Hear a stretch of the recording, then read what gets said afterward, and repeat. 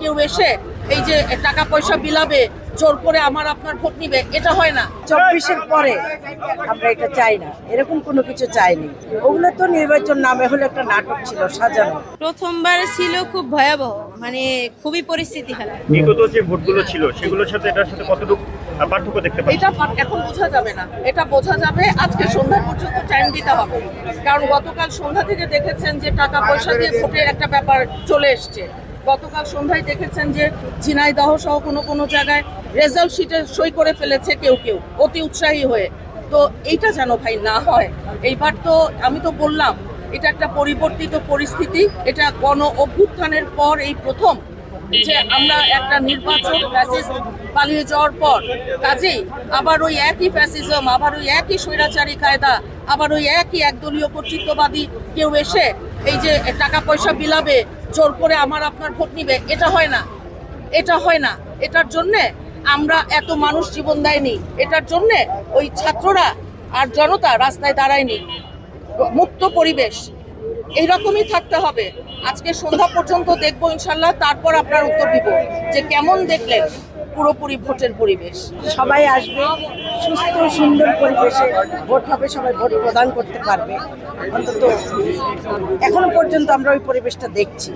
এখন সামনে যত বেলা বাড়বে তারপরে বোঝা যাবে যে আসলে পরিবেশ কি শান্ত থাকে না অশান্ত হয়ে যায়।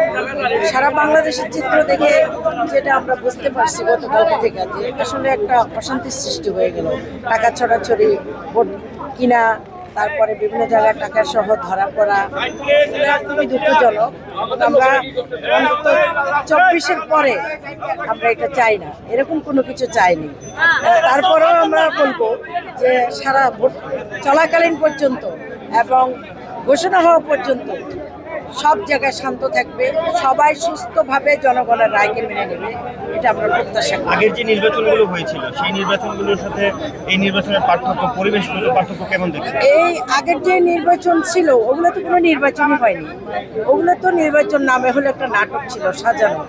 মানে স্বৈরাচারী হাসিনা উনি যেভাবে নির্বাচন করেছেন এটাকে তো নির্বাচন বলা চলে না।